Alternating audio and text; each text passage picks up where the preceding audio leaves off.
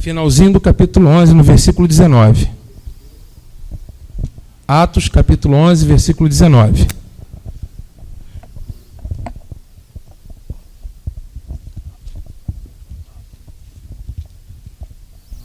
Atos 11, 19.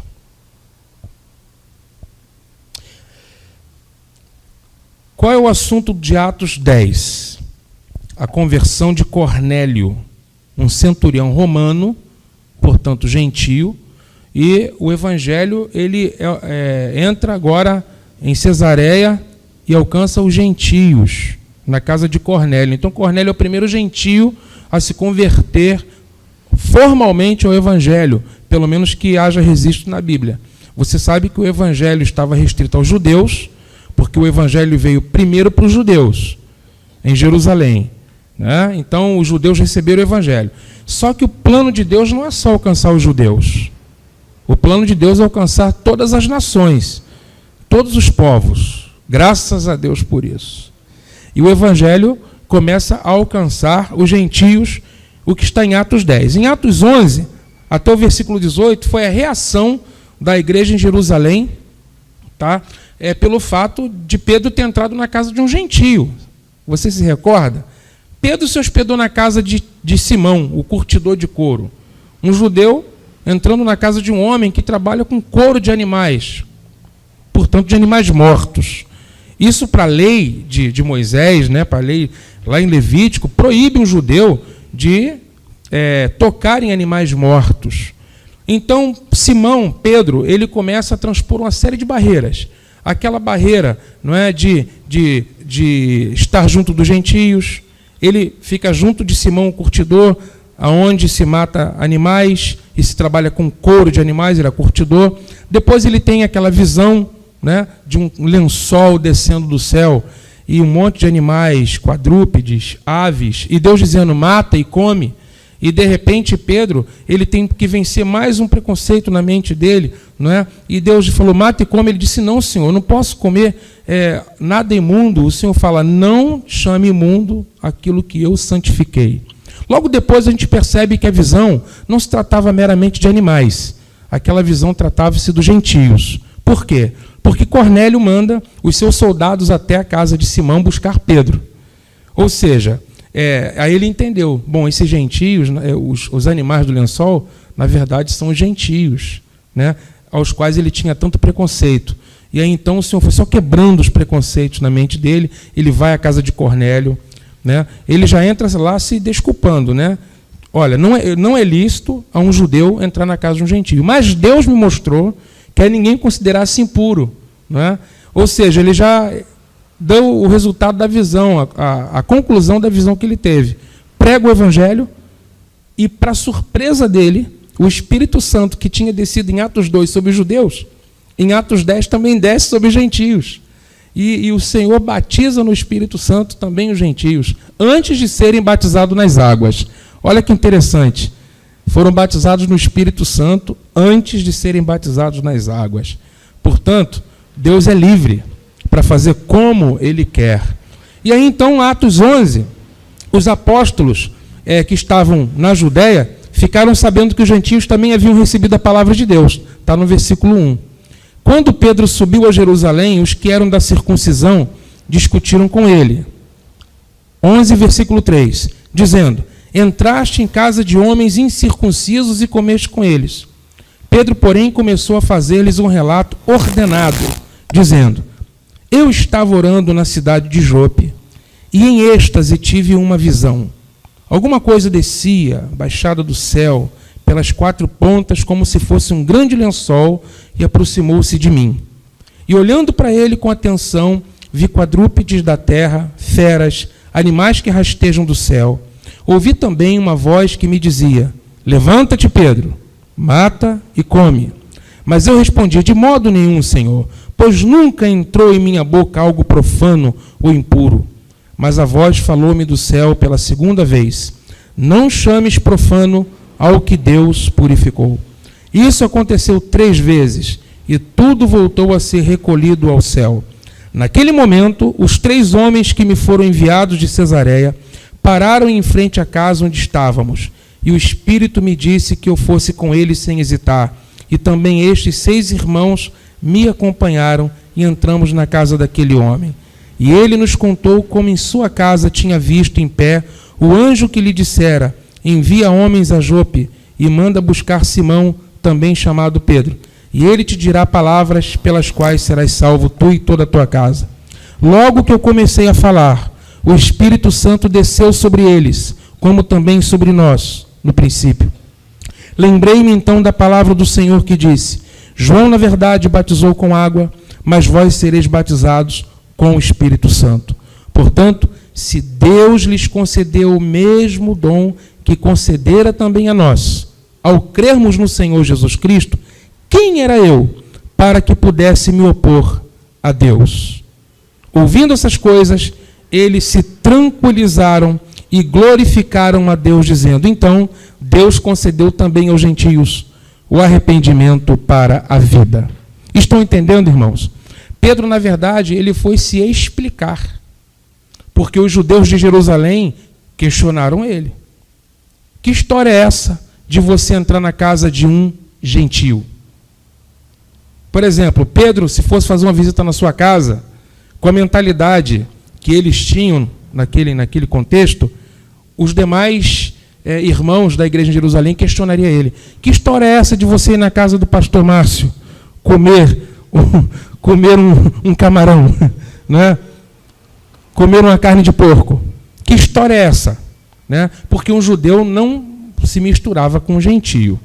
E aí então ele explicou, explicou a visão, explicou porque esteve lá, explicou que durante a pregação dele o Espírito Santo foi derramado. Então, irmãos, contra fatos não há argumentos. Se o Espírito Santo foi dado aos gentios, quem sou eu? Olha o que Pedro disse: quem sou eu para me opor a Deus? Se Deus derramou o Espírito dele entre os gentios, quem sou eu? Né? E aí então ele batizou Cornélio. Cornélio foi batizado, né, nas águas, né, depois que foi batizado no Espírito Santo. Isso para os irmãos entenderem que essa questão que hoje para nós é tão tranquila, não foi tranquila para os apóstolos não, irmãos. Isso gerou muito debate, isso gerou muita discussão, oração, busca da vontade de Deus. Para nós hoje é tranquilo, Deus ama todos os povos.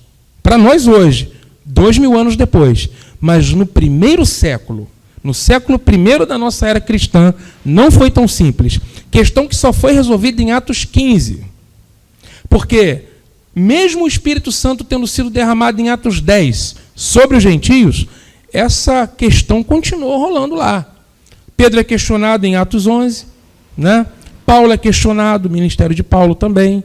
Você vê que Paulo, aos Gálatas, ele escreve, falando com os Gálatas: ó insensatos Gálatas, quem vos induziu a voltar para a carne? Vocês começaram no espírito e estão voltando para a carne, se deixando circuncidar, voltando agora para os resquícios ainda da lei. Por que vocês estão voltando agora, né, para aquilo que o Senhor já, vamos dizer assim, renovou através de uma nova aliança?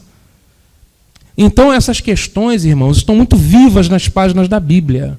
E para você entender a Bíblia, você precisa pensar contextualmente.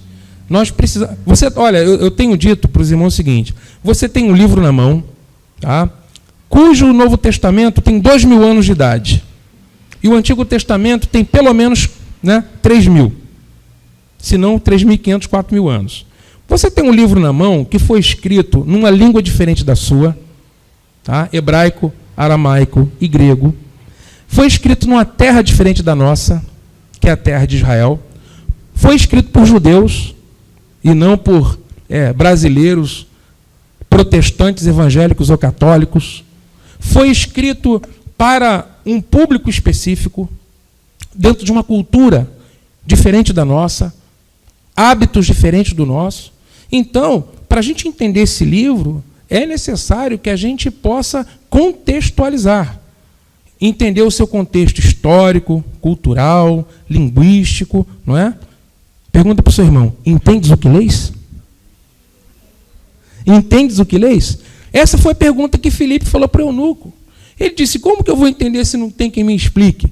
Se isso era uma realidade há 2000 anos atrás, imagine 2000 anos depois.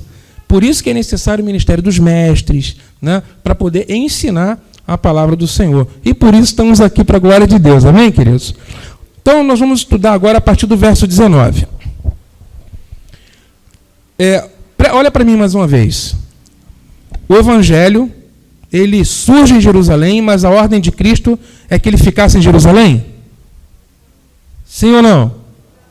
Se alguém tem dúvida, impossível, né, irmãos? Claro que tinha que sair de Jerusalém, né? Qual era a ordem do Senhor? Jerusalém, Samaria, Judéia, Samária e confins da? Então a ordem é o evangelho ser pregado na Judéia. Em Atos 8 ele bota uma perseguição lá, só os apóstolos ficam. E toda a igreja sai de Jerusalém pregando o evangelho. O evangelho, eles vão fugindo para onde? Judéia. E onde vão passando, vão pregando o evangelho. Samaria. Aí você vê Filipe, ministério de Filipe, em Atos 8, aquela maravilha que aconteceu em Samaria, né? E o evangelho está se expandindo, né? Olha a estratégia missionária de Deus: perseguição. Trouxe perseguição em Jerusalém e a igreja saiu de Jerusalém pregando a palavra. E agora você vê que o evangelho alcança Cornélio, que é um romano, Atos 10, e agora ele chega em Antioquia, da Síria. Ou seja, o evangelho está indo cada vez mais longe, até alcançar os confins da terra. Então, Atos 11, 19. Vamos ler. Os que foram dispersos pela tribulação que se deu por causa de Estevão foram para a Fenícia, Chipre e Antioquia, anunciando a palavra apenas aos... Olha que interessante, esse primeiro grupo só falou para os judeus. Versículo 20. Mas havia entre eles alguns que tinham vindo de Chipre, de Cirene, os quais, entrando em Antioquia, falaram também aos gregos, aos gentios, anunciando o evangelho do Senhor Jesus. E a mão do Senhor era com eles, e um grande número de pessoas creu e se converteu ao Senhor. Agora, amados, o evangelho já está em Antioquia, e não só judeus estão crendo, mas também um grande número de não-judeus. E aí você começa a ver que o evangelho realmente está se expandindo. Alguns de Cirene, diz a palavra, de Cirene e de Chipre. Quem são? Chipre é uma ilha, né? Chipre é uma ilha, e alguns irmãos de Chipre vão para Antioquia, pregam o evangelho. E de Cirene também. E vai aparecer um tal de Simão Cirineu, né? Junto com Saulo e com Barnabé, na igreja de Antioquia, onde haviam mestres e profetas ensinando e pregando a palavra de Deus. Aí você percebe que está se expandindo. Olha o 22. Quando a notícia dessas coisas chegou aos ouvidos da igreja em Jerusalém, opa! O que eles fizeram? Enviaram Barnabé a Antioquia. Para quê, gente? Para saber como é que estavam as coisas. O que está acontecendo em Antioquia? Se lembra o que aconteceu em Samária? Quando o evangelho chegou em Samária, eles mandaram quem? Pedro e João. Foram lá ver o que estava acontecendo. E impuseram as mãos sobre os samaritanos e receberam o Espírito Santo. E agora eles estão mandando quem? Barnabé. Seja bem-vindo, irmã. Estão chamando quem? Barnabé. Então Barnabé, ele vai para Antioquia. Ali chegando, Barnabé alegrou-se em ver a graça de Deus e exortava a todos a perseverarem no Senhor com firmeza de coração, porque era um homem bom, cheio do Espírito Santo de fé. E muita gente se uniu ao Senhor. Quando Barnabé chega lá, o que Barnabé vê? A graça de Deus no meio dos gentios. Então ele ficou feliz, ele disse: Deus está agindo fora de Jerusalém, que maravilha, permaneçam firmes, perseverem no Senhor. Então ele foi para lá para encorajar a igreja em Antioquia. Irmãos, por que essa igreja é importante? Simplesmente porque a igreja em Antioquia se tornou a igreja mais importante depois da igreja mãe, que é Jerusalém. A igreja em Jerusalém era a matriz. Só que Deus não queria que o evangelho ficasse restrito a Jerusalém. Então a grande igreja missionária para as nações, qual foi? A igreja em Antioquia. Você vai ler isso em Atos 13. Né? E é essa igreja que levanta Paulo e Barnabé para a obra do ministério, para o apostolado. E é a partir de Atos 13 que Paulo com Barnabé começam a viajar, faz a primeira viagem missionária, que vai ser assunto do nosso estudo. Então, diz o texto: então Barnabé partiu para Tarso em busca de Saulo. Tendo achado, levou-o para Antioquia. Versículo 26. E durante um ano inteiro reuniram-se naquela igreja e instruíram muita gente. Em Antioquia, os discípulos foram chamados de cristãos pela primeira vez. Olha que interessante. Nunca tinham sido chamados de cristãos os discípulos de Cristo. Eles eram chamados de quê? Nazarenos. Por causa de Jesus de Nazaré. Eram chamados de os do caminho. Mas cristãos ainda não. Olha o registro histórico aqui. Pela primeira vez, os discípulos foram chamados de cristãos. Naqueles dias, profetas desceram de Jerusalém para Antioquia. Levantando-se um deles, chamado Ágabo, indicou pelo Espírito que haveria um tempo de fome em todo o mundo, o que ocorreu no tempo de Cláudio, que não sou eu. Você sabe disso, né? E os discípulos, cada um conforme suas posses, resolveram enviar ajuda aos irmãos que habitavam na Judéia, e assim fizeram, enviando aos presbíteros pelas mãos de Barnabé e de Saulo. Deixa eu explicar isso aqui para vocês. Esse Ágabo, ele era um profeta, discípulo de Jesus, que estava em Jerusalém, e ele desce para Antioquia, e ele profetiza o que Deus mostra a ele, um tempo de fome que haveria em todo o Império Romano. O que ocorreu nos dias do imperador Cláudio, né? O imperador Cláudio, ele governou depois do Calígula, né? E nos dias dele houve uma fome em todo o império. E o que eles fizeram? Coletaram alimentos, coletaram mantimentos, né? E através de Paulo e Barnabé foram levar para a igreja em Jerusalém, né? E assim termina Atos 11. Atos 11, né?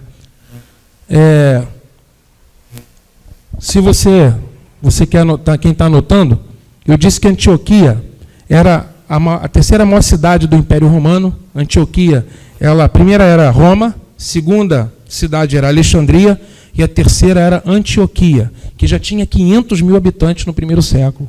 Você vê como que era uma cidade importante. Para você ter ideia, a vila onde Jesus nasceu, né? Jesus nasceu em Belém e cresceu em Nazaré. Nazaré é um vilarejo que não devia ter nem 300 pessoas, onde Jesus nasceu, que cresceu, né? Nazaré, pequenininho. Mas Antioquia não. 500 mil habitantes no primeiro século. E era um centro cultural, comercial, muito importante naquela época. E ali nasce a primeira igreja gentílica, né? De gentios, que é a igreja em Antioquia.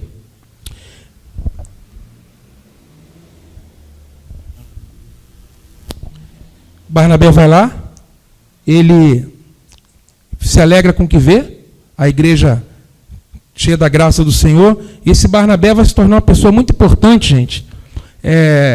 Aqui, ó, em Atos 12, 25 até 15, 39, Barnabé vai aparecer direto nas viagens junto com Paulo, né? Esse Barnabé, o nome Barnabé, é do hebraico, é Barnabá. Bar é filho, filho da consolação, ou filho do encorajamento. E é justamente isso que ele faz em Antioquia. Ele vai encorajar os irmãos, animar os irmãos a permanecerem firmes no Senhor. É ele que vende ele é o levita natural de Chipre, que vende o terreno que dá para a igreja. É ele que apresenta Paulo aos apóstolos em Atos 9, 27. Todo mundo desconfiado de Paulo por causa daquela conversão fantástica. E aí ele apresenta Paulo aos apóstolos, porque todos os discípulos em Jerusalém estavam com medo de Paulo, porque ele foi para Damasco prender os crentes. De repente ele se converte. E aí alguns tiveram dificuldade de acreditar na conversão de Saulo de Tarso. Ele teve muito problema com isso, né? E tudo mais. Agora a gente vai para Atos 12. Atos 12. Atos 12, gente, volta a cena agora para Jerusalém. Tá? Finalzinho do capítulo 11, a cena passava em Antioquia. Agora volta para Jerusalém de novo. Presta atenção no que você vai ver. É a última passagem que você vai ver o apóstolo Pedro. Depois dessa, só Atos 15, onde ele vai no concílio de Jerusalém, tá? Onde eles estão discutindo o que fazer com esses gentios que estão se convertendo. circuncida todos eles? Vão ter que guardar toda a lei? Ou a gente dá umas prescrições básicas e mínimas e abençoa eles para eles? Então, essa questão foi suscitada em Atos 15. Pedro aparece lá, junto com os demais apóstolos, e não aparece mais no livro de Atos. Do capítulo 15 para frente, ele some, né? E nesse texto de Atos 12, ele figura aí, né? Quando o rei Herodes ele passa a perseguir a igreja. Vamos ler então Atos capítulo 12. Atos 12. Naquela mesma ocasião, o rei Herodes decidiu maltratar alguns da igreja e matou ao fio da espada Tiago, irmão de João. Matou ao fio da espada Tiago, irmão de João. Vendo que isso agradava aos judeus, olha como que esse Herodes, ele era político. Ele viu que agradou o povo matar o apóstolo Tiago. Então ele mandou prender mais outro. Mandou prender a Pedro. Prosseguiu, mandando prender também Pedro. E aqueles dias eram os dias dos pães asmos. Pães asmos são os pães sem fermento. Ou seja, era o tempo da Páscoa. Tendo-o detido, colocou-o na prisão, entregando a 4 grupos de 4 soldados cada um para que o guardassem. E pretendia apresentá-lo ao povo depois da Páscoa.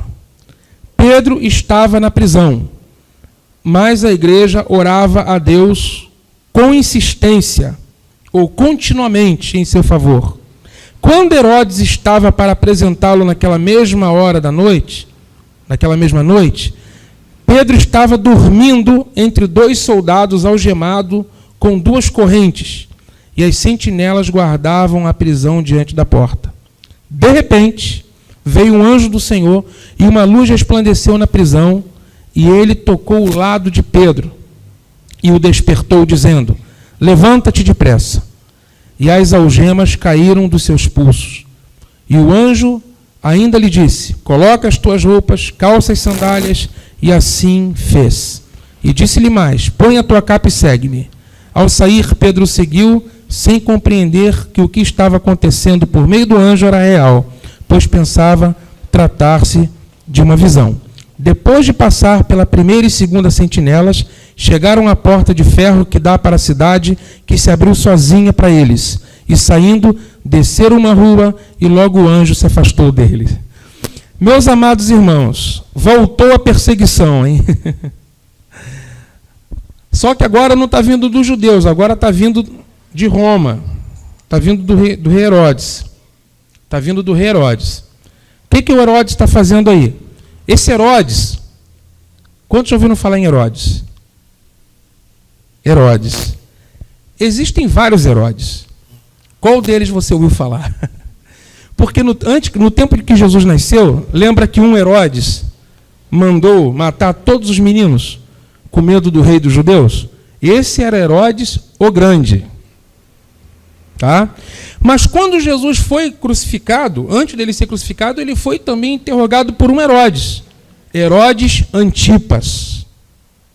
Esse Herodes Antipas era filho de Herodes o Grande.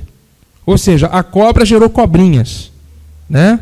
Porque esse Herodes era uma cobra, uma tremenda cobra, um baita construtor, tá? Reformou o templo de Jerusalém, foi o maior helenista, construtor helenista daqueles dias, fez grandes obras, o Heródion foi obra dele também, né? Só que é o seguinte, ele tinha uma posição muito desconfortável, porque ele era idumeu, portanto, descendente de Edom, inimigo de Israel, histórico, porque ele é descendente de Esaú, gente. O rei Herodes, então, inimigo de Jacó, né? Você vê já por que os judeus detestavam Herodes. Em segundo lugar, ele fazia o jogo de Roma, do imperador. Então, ele fazia tudo que o imperador mandava, né? Oprimindo o povo, sabe? Então, o povo não gostava do rei Herodes, sabe? Ele tinha mas ele era muito... Jesus chamava ele de raposa, né? Que ele era uma raposa. Diz para aquela raposa, né? Então, o que acontece? O Herodes o Grande viveu no primeiro... antes de Cristo nascer, já era o imperador. Herodes Antipas, ele era filho do rei Herodes, o Grande. E esse Herodes aí, que manda prender Tiago, já é Herodes Ágripa, né? Filho de Herodes Antipas. Ou seja, a cobra gerou outras gerações, né? Gerou uma, depois gerou outra. Todo mundo no poder, né? Todo mundo aliançado e mancomunado com Roma, né? Gente, vocês não fazem ideia da politicagem que era naqueles dias. Eles eram mancomunados com o imperador romano e com a liderança judaica, com o sumo sacerdote. Havia toda uma costura política entre eles, né? De maneira que Jesus, o ministério de Jesus, confrontou tanto a liderança judaica, quanto também acabou confrontando a liderança de Roma, né? Porque Jesus, como rei, né, eles não queriam admitir um outro rei, né? Cadê o rei dos judeus? Ele ficou apavorado quando os magos falaram assim, olha, vimos a estrela dele no céu, não é? Onde que ele está? Aí Herodes falou assim, rei dos judeus? Rei dos judeus sou eu, que estou aqui. Que história é essa de rei dos judeus? Né? Entende? Então ele falou assim, aí você vê, ele falou assim para os magos, procura por ele, e quando você encontrar, me diz onde ele está para eu ir lá adorar ele também. Só que por divina, né, orientação, os magos não voltaram para lá. Naturalmente, o Espírito Santo ou algum anjo apareceu e disse, olha, se ele souber, ele vai matar o menino. Né? Então, essa é a terceira geração. Herodes Ágripa I, neto de Herodes o Grande, mandou prender alguns da igreja. E quem que ele manda prender? Manda prender Tiago. Só que o Novo Testamento também tem 4 Tiagos. Qual deles? Qual Tiago que foi preso? Né? A Bíblia fala de Tiago, filho de Alfeu. A Bíblia fala de Tiago, filho de Zebedeu. A Bíblia fala de Tiago, irmão de Jesus. Qual desses Tiagos? É o autor da carta? Não. Quem escreveu a epístola de Tiago é o irmão de Jesus. Qual Tiago é esse? Esse Tiago que foi preso é o irmão de João. Tá? Tiago e João, filhos de Zebedeu. É esse Tiago aí que foi preso. Está lá em Mateus 4, 21. Tiago e João, filhos, fala do chamado deles para seguirem a Jesus. Tiago e João, filhos de Zebedeu. E aí, o Herodes prende e faz ele passar o fio da espada. Olha que coisa, irmãos. Passar ao fio da espada significa ser degolado. Passar ao fio da espada é ser degolado, igual João Batista. Foi degolado. E Herodes viu que isso agradou o povo, né? Degolar Tiago. Tem uma passagem no Evangelho onde esse mesmo Tiago, vamos abrir em Marcos capítulo 10. Talvez você nunca prestou atenção no que eu vou te mostrar aqui agora. É uma passagem interessante. Marcos capítulo 10. Onde Tiago e João, esse Tiago que foi preso posteriormente, Marcos 10, 35. Esse Tiago, ele faz um pedido para Jesus. Marcos 10, 35. Nisso, aproximaram-se dele Tiago e João, Tiago e João, filhos de Zebedeu, dizendo-lhe, mestre, queremos que nos faças o que vamos te pedir. E ele lhes perguntou, que quereis que eu vos faça? Eles lhes responderam, concede-nos que na tua glória nos sentemos um à tua direita e outro à tua esquerda. Olha que pedido, hein? Quem é que não quer sentar-se à direita de Cristo? No dia da manifestação do reino de Deus, você está à direita, né?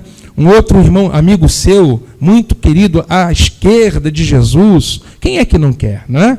Olha o pedido de Tiago. No outro evangelho, é dito que a própria mãe deles interferiu. A mãe de Tiago e de João foi pedir pelos filhos dela, né? Porque Jesus gostava dela, ela queria interceder pelos filhos. Olha só o que diz o versículo 38. Jesus lhes disse, não sabeis o que pedis. Eu já quero de início dizer alguma coisa para os irmãos. Tem certas orações que a gente faz que a gente não sabe direito o que está pedindo. Eles pediram para se assentar uma à direita e outra à esquerda de Jesus.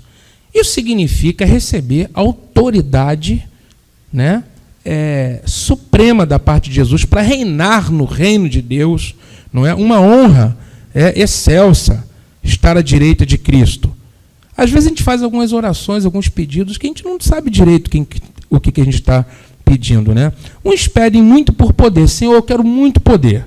Poder de repente fazer descer raio do céu, né? E descer sobre a cabeça do meu chefe, que fica me importunando a paciência. Senhor, desce fogo do céu e queima aquela vizinha linguaruda. Desce fogo do céu, não é? Tem tipo de oração que a gente faz e não sabe direito o que a gente está pedindo. Jesus falou para os discípulos: você não sabe de que espírito vocês são. O que eles pediram, gente? Estar à direita de Jesus. Jesus respondeu: não sabeis o que pedis. Podeis beber o cálice que eu bebo? Ou ser batizado com o batismo com que eu sou batizado? Olha a resposta deles. O que eles falaram? Podemos. Ou batismo, aleluia. Ou vou calçar um sapato de fogo, porque o batismo de Jesus, o cálice de Jesus. Será? Vocês podem ser batizados com o meu batismo? Beber o meu cálice? Podemos. Teu cálice deve ter sabor de mel. Deve ser doce na boca. Podemos. Tá bom. O que Jesus falou? Bebereis o cálice que eu bebo e sereis batizados com o batismo com que eu sou batizado. Mas o sentar-se à minha direita ou à minha esquerda não cabe a mim concedê-lo. Isso é para aqueles a quem está reservado. Eita! Só que eles falaram: podemos. O destino de Tiago foi selado naquele dia. Porque o cálice que Jesus bebeu foi o cálice do martírio. E ele disse: eu posso beber desse cálice. O batismo de Jesus foi o batismo na cruz, o batismo na morte, né? Então eu também posso ser batizado. Tá bom, então você vai ser batizado. E eles foram. Tiago, quando Herodes o prende e a espada o degola, ele perde a cabeça. Está aqui, ó. Jesus falou: você vai beber do meu cálice. Exatamente como eu bebi, você vai beber do mesmo cálice. Então, irmãos, na verdade, o martírio de Tiago glorificou a Deus. É muito difícil para a nossa mente compreender como Deus pode ser glorificado desse jeito. Deus não poderia glorificar a Tiago, ser glorificado com Tiago, do mesmo jeito como foi glorificado com Pedro? A história de Pedro foi diferente. Vejamos o que aconteceu com Pedro. No versículo Atos 12, vamos voltar para Atos agora. Com Pedro foi diferente. Atos 12, versículo... Deixa eu achar aqui qual é o versículo.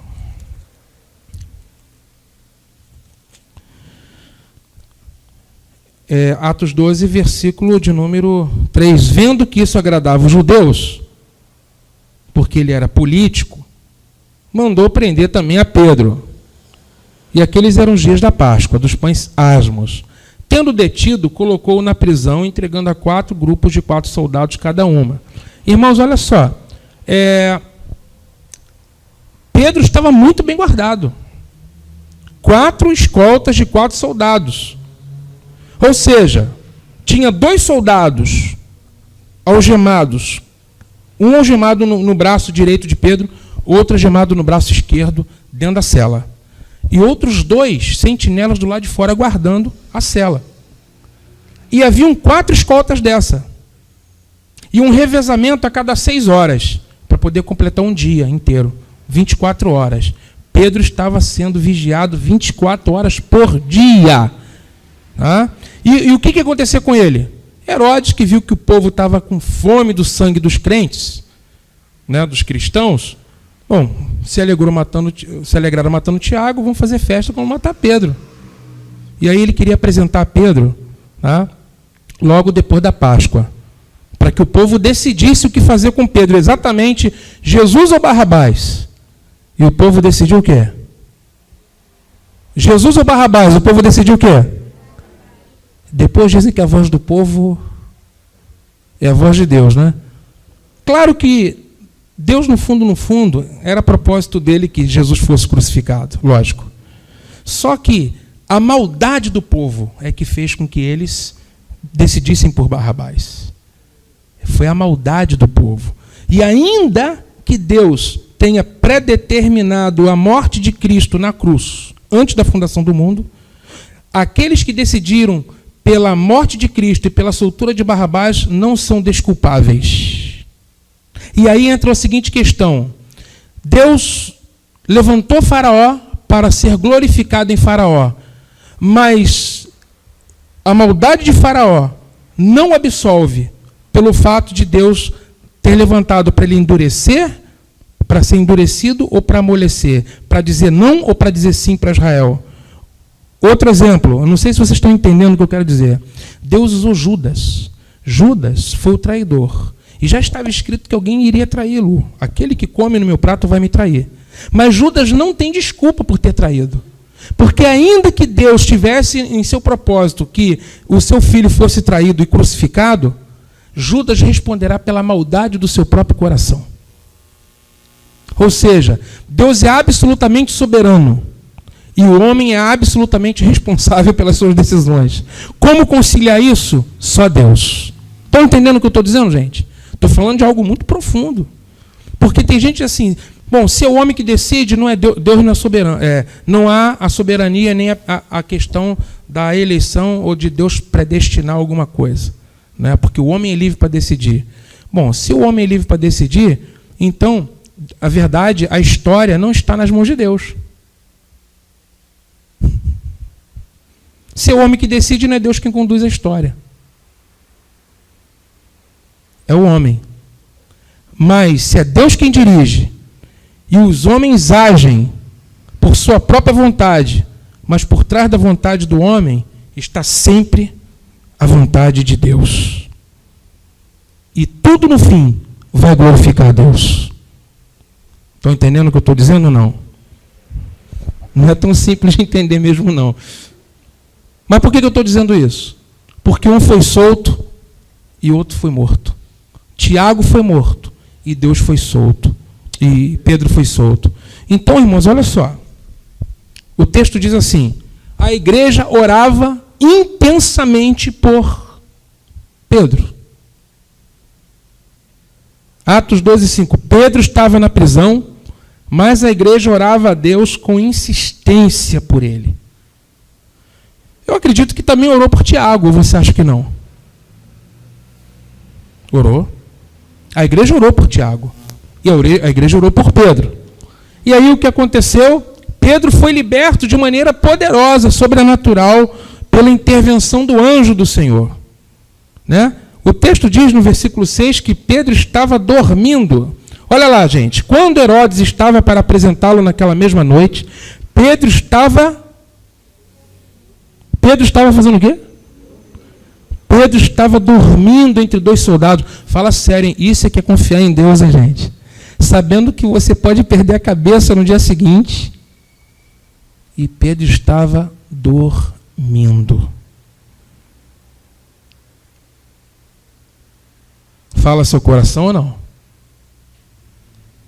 E aquela conta que a gente tem, que tira o nosso sono? E aquela questão que a gente tem para resolver? Pedro dormia. Porque ele sabia que, vivo ou morto, ele iria glorificar a Deus. Para ele o viver é Cristo. Para ele o morrer é lucro. Quando você confia, você confia. Você não entrega para Deus com uma mão e tira com a outra. Ele estava dormindo, porque ele confiava. Ele sabia que Deus estava no comando da história. E aí, então, repentinamente, o anjo do Senhor aparece e o liberta. As algemas se rompem. Ele se levanta. As portas se abrem. Automaticamente, ele passa. E ele está achando que é uma visão, gente. Ele está achando que é uma visão. De repente, quando ele se vê fora da cela, ele, caramba, eu estou solto. Ele foi milagrosamente solto, né? E aí, no versículo 11, diz que quando Pedro cai em si, ele diz: agora sei que de fato o Senhor enviou o seu anjo e me livrou da mão de Herodes e de toda a expectativa do povo judaico. E aí para onde que ele vai? Procurar os irmãos, né? Ele vai procurar os irmãos. Vai procurar aqueles que estavam orando por ele. E aí o que acontece? Versículo 12, vamos ler. Depois de refletir nessas coisas, dirigiu-se à casa de Maria, mãe de João, também chamado Marcos. Esse João aí, João Marcos, onde muitas pessoas estavam reunidas e oravam. Quando ele bateu no portão do pátio, uma criada chamada Rode saiu para atender. Reconhecendo a voz de Pedro, não abriu o portão por causa da alegria, mas correndo para dentro anunciou que Pedro estava do lado de fora do portão. E eles disseram: estás louca? Ué, o povo não estava orando? Olha como é que a gente é. Está orando por um assunto, de repente vem a bênção. Está maluco? Isso não está acontecendo, não. Aí, isso aí, ó. Você está entendendo? Está louca, você está fora de si. Pior, olha a resposta deles. É o seu anjo.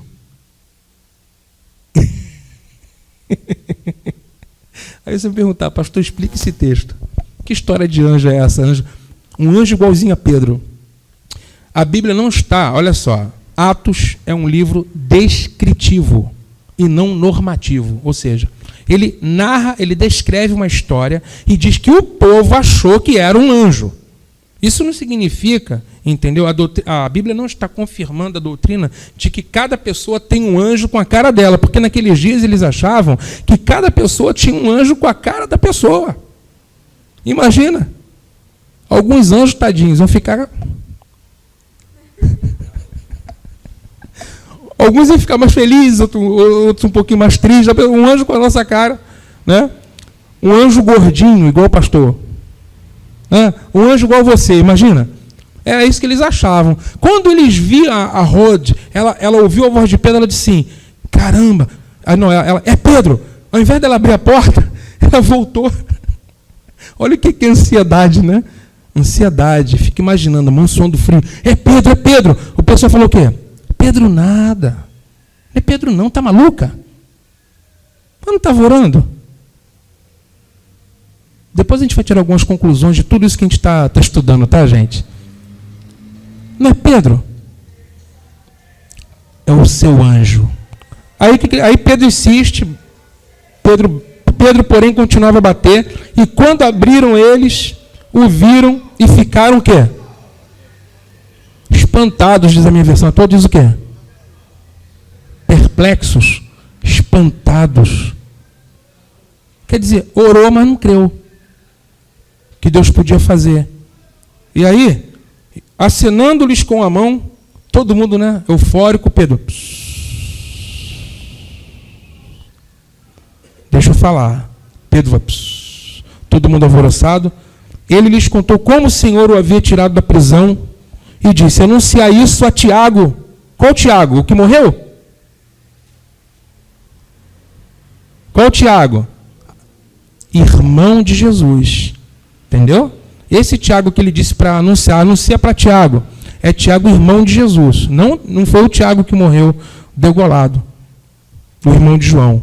Anuncia a Tiago e aos demais irmãos. Aí diz lá, me perdi aqui, irmão. Qual o versículo?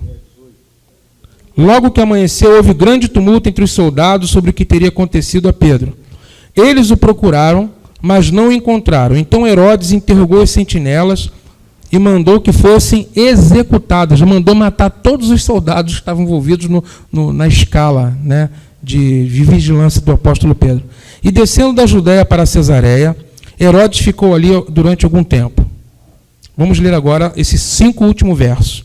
Herodes estava furioso com os habitantes de Tiro e de Sidom, mas esses foram à sua presença de comum acordo, depois de conquistar o apoio de Blasto, o camareiro do rei.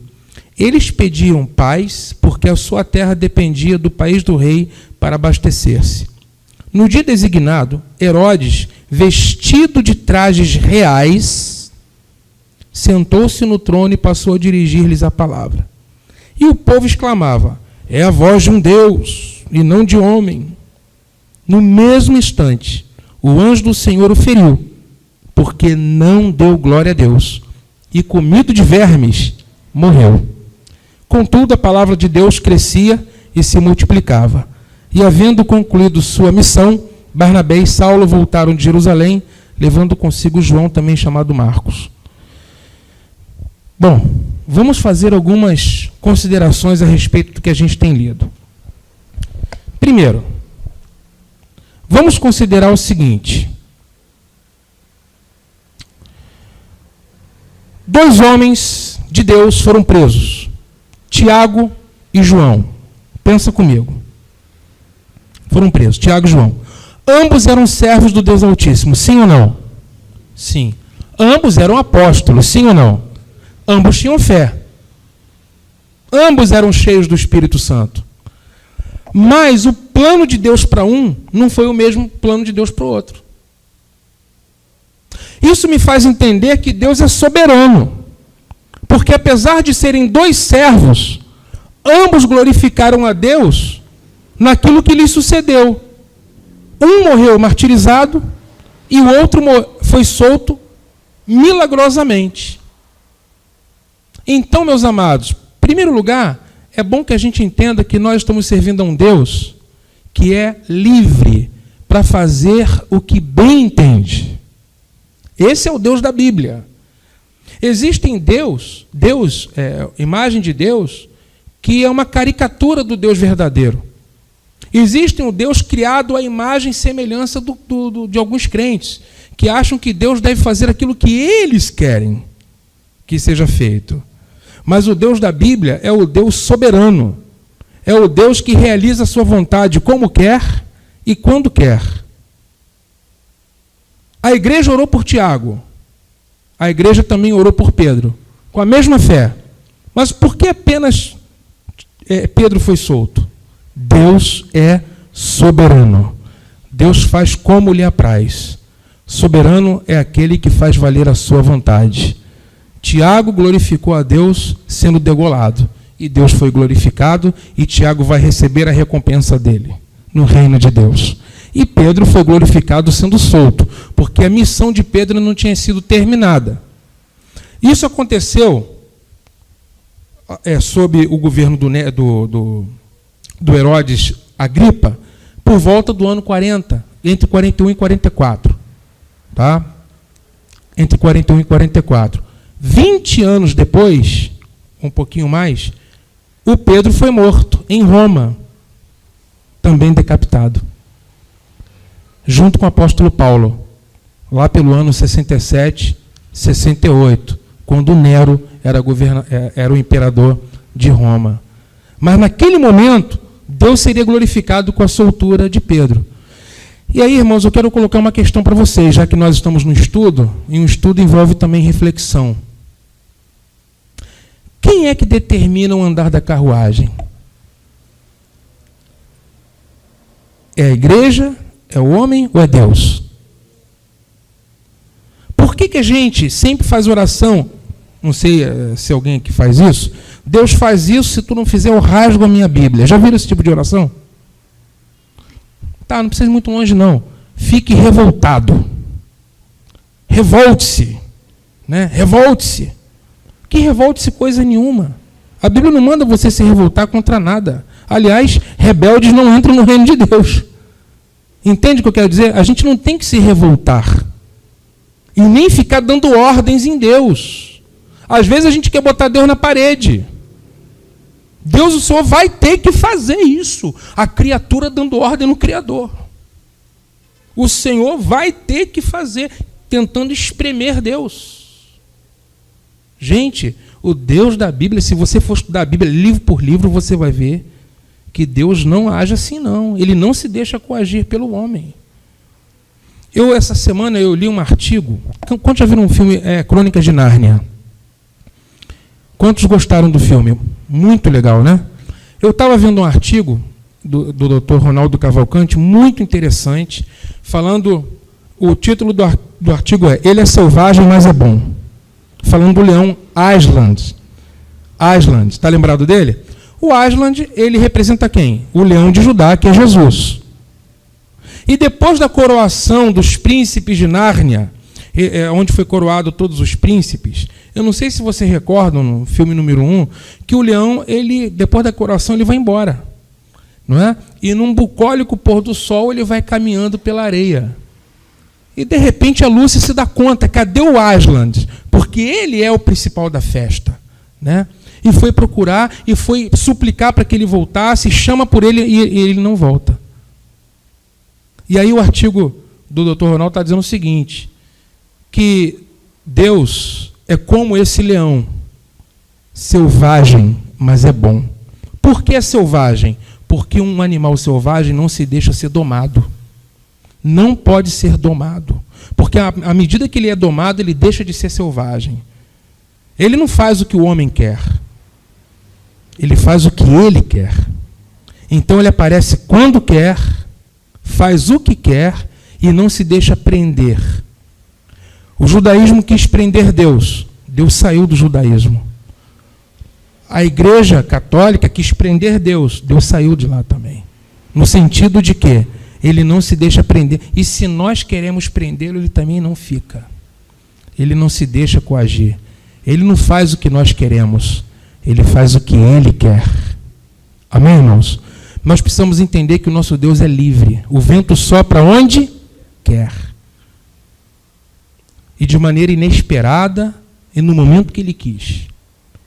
E não adianta, que ele não é Deus repetitivo, ele não vai ficar fazendo a mesma coisa sempre.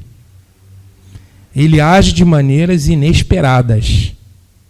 Esse é o Deus da Bíblia, chamado de Deus misterioso. O Deus que se oculta na nuvem e se manifesta quando quer. Não pensar assim é banalizar Deus. É acostumar-se tanto com o sagrado que a gente já não se importa tanto com ele. E aí então, todo mundo profetiza, todo mundo fala em línguas, mas todo mundo continua vivendo do mesmo jeito. Dizemos que a glória de Deus está aqui, mas saímos daqui e continuamos vivendo do mesmo jeito. Será que a glória de Deus está se a gente continua vivendo do mesmo jeito? Quando a glória se manifesta, ela muda a gente. Ela nos toca, ela nos transforma. E ele faz como quer. Por isso, irmãos, é importante a gente entender isso. Deus não é nosso servo. Deus é nosso Senhor. Ele faz como quer. Talvez isso pode confrontar alguns pensamentos da gente. Pode, e eu acho que confronta mesmo. Que às vezes a gente quer mandar em Deus. Agostinho disse, o que buscamos quando buscamos a Deus? É uma pergunta que ele faz. O que buscamos quando buscamos a Deus? É uma coisa séria essa. Todos temos que fazer essa pergunta. O que estamos buscando quando buscamos a Deus? Porque o nosso Deus é soberano. Faz como quer. Ele quer nos abençoar. Ele quer nos agraciar. Mas ele não vai fazer a nossa vontade. Jesus nos ensinou a orar o que, gente? A tua. No Getsemane, ele disse, Pai, se possível for, passa de mim esse, contudo seja feita. Tiago disse, nunca diga, faremos isso ou aquilo, mas se Deus quiser. Hoje em dia já está até normal a gente ouvir assim, irmãos, se Deus quiser, vamos fazer. Se Deus quiser, não, Deus quer. Se Deus quiser, não, já viram? Se Deus quiser, não, Deus quer. Vem cá, como é que você sabe se Ele quer? Quem aqui tem certeza que daqui a 15 minutos o coração vai estar batendo? Levanta a mão. Se você não sabe nem se daqui a 10 minutos você vai estar com o coração batendo, como é que você sabe que Ele quer o que vai acontecer daqui a uma semana? Para pensar, gente. Nós somos criaturas finitas. O nosso conhecimento é limitado. O nosso Deus é um Deus infinito, vasto. Conhece passado, presente e futuro. Eu não sei. Se Deus quiser, nosso coração vai estar batendo daqui a 15 minutos, amém? Se Deus quiser. Então vamos começar a mudar um pouco a nossa maneira de pensar com respeito a Deus. Porque você vai ver isso na Bíblia. O Deus que nós servimos se revela nas Escrituras. Como é que pode Tiago ser morto?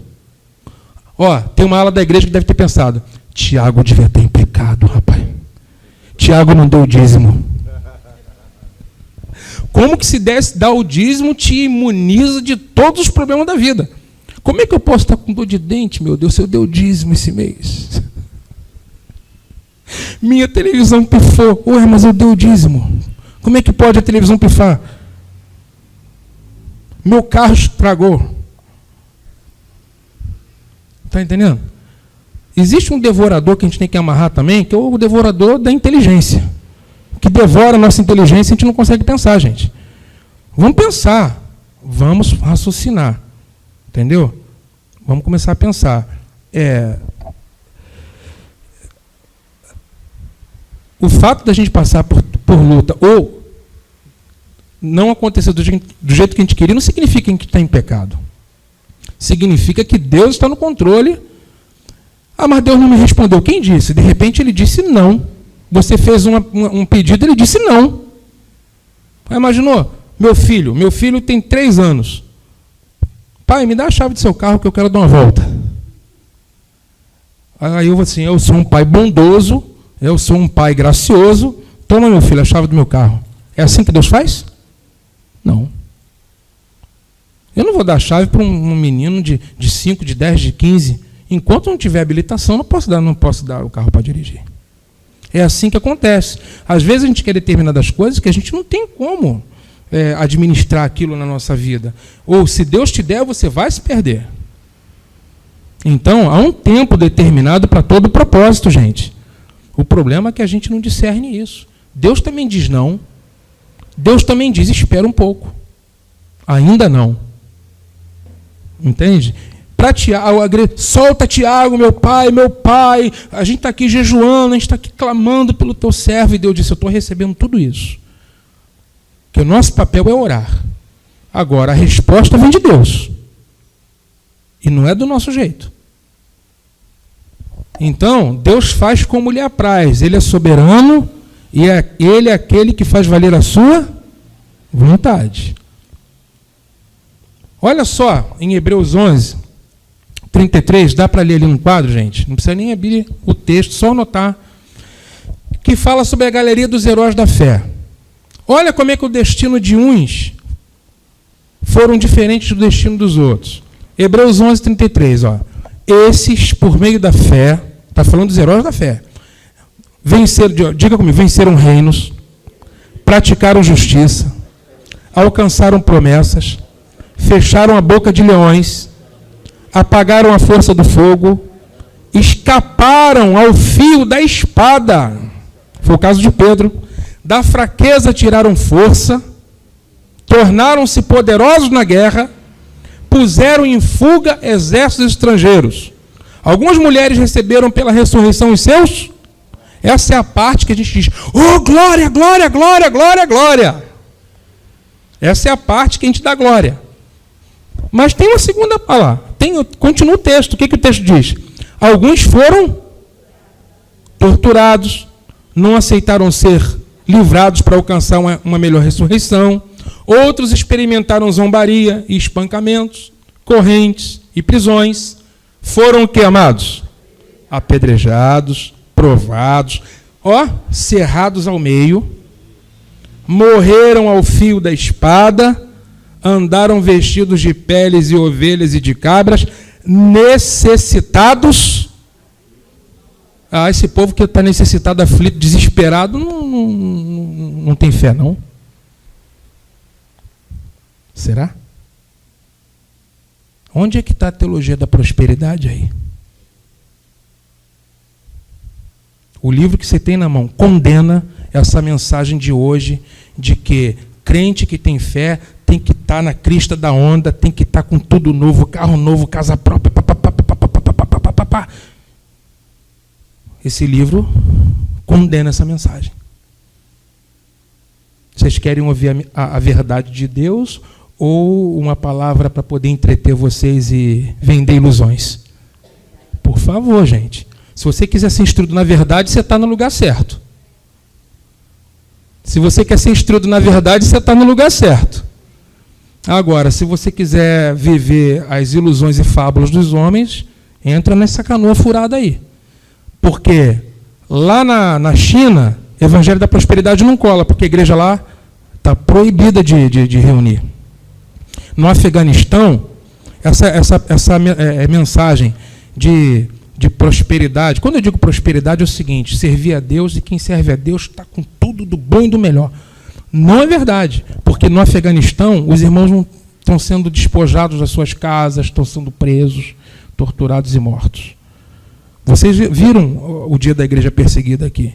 Será que Deus ama mais a gente do que eles? Eu tenho certeza que esse povo que tá sendo fiel lá vai ter preeminência no reino de Deus, gente. Como todo mártir. Então, vamos entender que a palavra de Deus é uma só. Não é que não vale para eles e vale para nós. A palavra é uma só. A palavra de Deus diz que no mundo teremos aflições. E que nós temos que ser fiéis a Deus. Nós temos que amar o Senhor não por causa das bênçãos. Claro que quando você o serve, Ele te abençoa.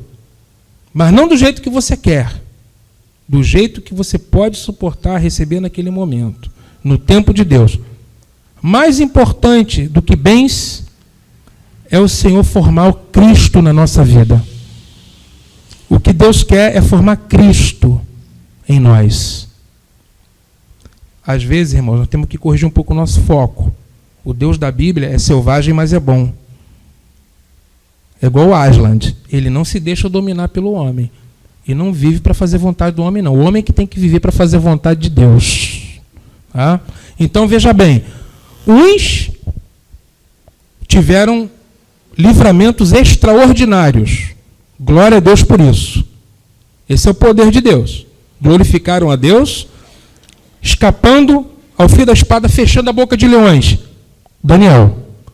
Apagando a força do fogo. Sadraque, Mesaque, Abednego. Ok? E a gente vê testemunhos maravilhosos do poder de Deus. Mas aqueles que foram torturados também estavam cheios do Espírito Santo.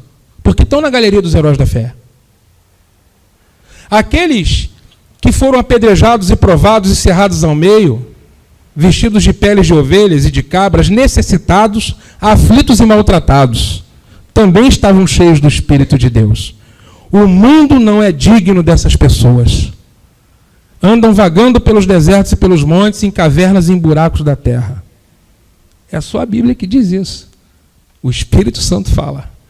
Então, amados, vamos corrigir um pouco, ajustar a nossa visão com a visão da palavra de Deus. Deus é soberano.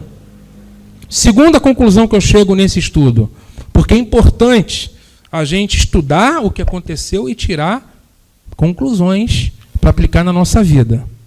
Primeira é essa: Deus é soberano. Ele não está aqui para fazer a vontade do homem, mas sim a vontade dele. Seja feita a tua vontade. Ore ao Senhor, mas diga: seja feita a tua vontade. É preciso ter fé para pedir, mas também ter fé para receber. A igreja não estava orando pela libertação de Pedro? E quando Pedro apareceu, eles falaram que era um anjo.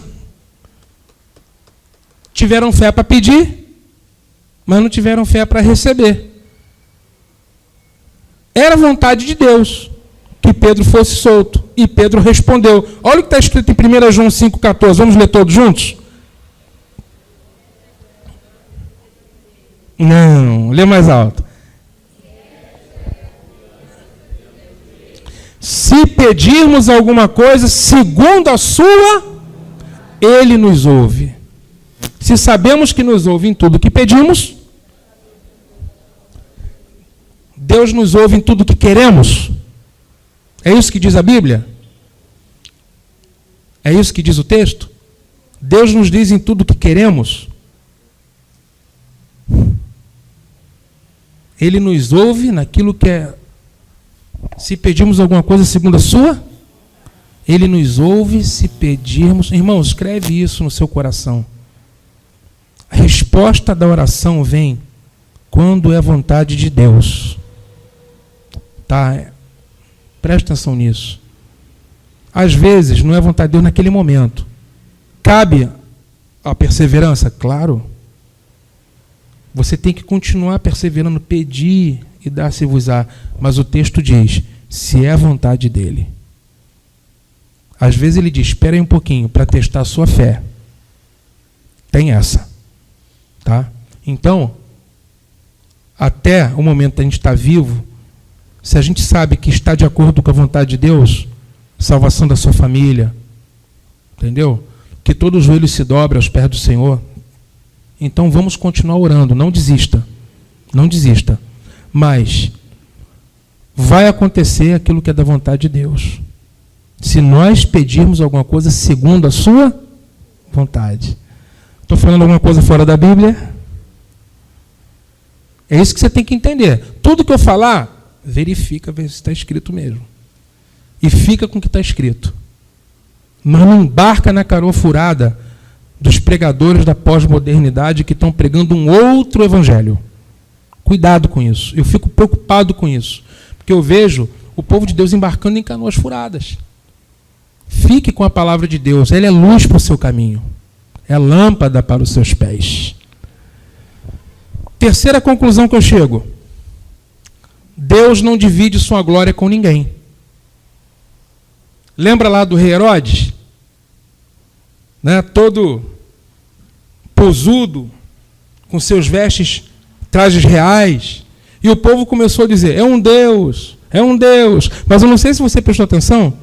Na Bíblia está dizendo que eles estavam dependendo do favor do rei para continuarem sendo abastecidos. Eles estavam usando as terras do rei. Então é claro que eles iam bajular o rei. Ou você acha que bajular político é coisa de hoje em dia? Autoridades sempre foram bajuladas. É um rei, é um Deus. E o que Herodes devia fazer? Botar o rosto no chão e dizer, não, eu não sou Deus. Ah, eu sou Deus. Eu sou servo de Deus. Mas o que ele fez? Recebeu a glória. Ele esqueceu que Deus não divide a glória dele com ninguém. Isaías 42, versículo 8 diz, eu sou o Senhor, este é o meu nome, não darei a minha glória a outro, nem o meu louvor às imagens esculpidas. Deus não divide glória, irmãos. Herodes quis ficar com parte da glória. E o que aconteceu? O anjo do Senhor o feriu e ele caiu. Comido de vermes, morreu. E é assim que termina Atos 12. Né? Com Herodes tombando diante da presença de Deus. Porque não deu glória para Deus. Qual é a conclusão desse estudo? Deus é soberano. E ponto final. Ele faz o que quer. Aplique isso na sua vida. E não fica de mal com Deus, não. Tem crente que fica de mal com Deus. Ah, eu não vou mais ser teu servo. Não passou no concurso. Ah, eu não vou mais ser teu servo. Né? Ah, de repente não aconteceu do jeito que você queria. Eu não vou mais te servir. Que é isso, gente? Só para você respirar, você depende da bondade de Deus. Não é verdade? Para você estar aqui vivo. Irmãos, já leu a Bíblia disse, tributai ao Senhor a glória devida ao seu nome? O que é tributar? É dar tributo. E o que é dar tributo? Imposto. Todos os homens devem dar esse imposto para Deus. Não é? Esse tributo. Qual é o tributo? Reconhecer que só Ele é Deus. Louvar o seu glorioso nome. Porque Ele é o sustentador da vida. Então, tributai ao Senhor a glória devida ao seu nome. Louvar a Deus é obrigação de todo homem. É dever de todo homem. Disse o Eclesiastes, louvar a Deus é dever de todo homem. Seguir os seus caminhos é dever nosso. Gente, já parou para pensar? Nada trouxemos para esse mundo, não é verdade? Pensa nisso. Você chegou aqui como? Os homens chegaram de terno, Pierre Cardin. As mulheres chegaram de vestido bonito. Como é que a gente chegou nesse mundo? Chegou sem nada. Você tinha o quê quando você chegou nesse mundo? Tinha nada. E quando partir desse mundo, vai levar o quê? Nada. Por isso que Paulo disse, nada trouxemos para esse mundo, nada podemos levar dele. Então, para pensar. Você tem ar, oxigênio, para respirar. Você tem um habitat chamado planeta Terra. Deus te deu uma família. Deus te deu vestes. Está vestido? Diga graças a Deus. Você tem água. Você tem um emprego. Se não tiver, há de ter. Então, tudo que a gente tem aqui, irmão, é empréstimo de Deus. Deus nos emprestou. Pensa nisso.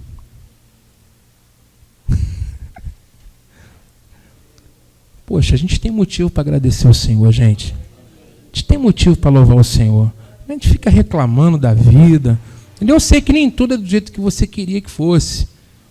Eu também, por exemplo, eu gostaria que várias coisas da minha vida fossem diferentes, entendeu? Mas eu não tenho motivo para reclamar. Entendeu? A gente não tem motivo, não. Deus seja glorificado. Deus é soberano. Adore a Ele. Adore a Ele. Adore ao Senhor. Ele é digno, irmãos. Ele é Deus, Ele é Senhor, sustenta tudo. Ele é o Rei de toda a terra. É o Senhor do universo. É soberano. Entendeu? Adore ao Senhor. Dedique sua vida a adorar ao Senhor. Ore, peça, tenha fé para receber, mas entenda que Ele só vai responder aquilo que é da vontade dEle. Não tem jeito. Entendeu? E Ele é digno de adoração. Uma vez perguntaram para alguém, se Deus não te der aquilo que você deseja, se o Senhor disse assim, olha, pelos próximos 15 anos eu não vou responder nenhuma oração, mas eu sou Deus, eu quero sua adoração. Será que você continuaria adorando a Deus? Quero só encerrar com uma coisa.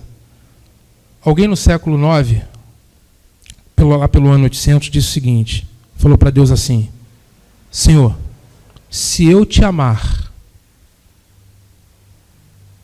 por causa do paraíso, desejando o paraíso ou o céu, ou as bem-aventuranças na eternidade, se eu te amar por causa disso, exclua-me do paraíso. Se eu te amar com medo de ir para o inferno, então me lança nele. Mas se eu te amar por causa de quem tu és, não me esconda a tua glória. Isso faz toda a diferença. Amá-lo pelo que ele é. E a pergunta de Agostinho ressoa para nós hoje. O que buscamos quando buscamos a Deus? Amém, queridos? Vamos orar ao Senhor, agradecer a Deus por esse tempo.